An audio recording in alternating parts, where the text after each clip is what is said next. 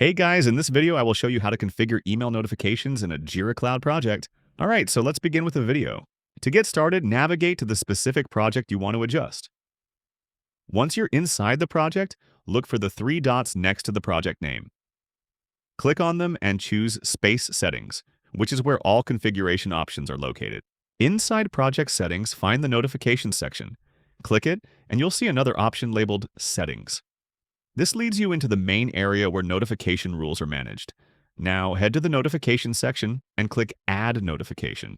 This lets you create a new rule tailored to the exact updates you want your team to receive. When adding a notification, start by choosing an event from the drop-down menu, such as an issue being updated, created, or resolved. After selecting your event, you'll need to choose who receives the alerts. You'll see options like All Watchers, Current Assignee, or any custom project roles. Check the boxes for the recipients you want so only the right people are notified. Once everything looks correct, click Add to save your new notification rule.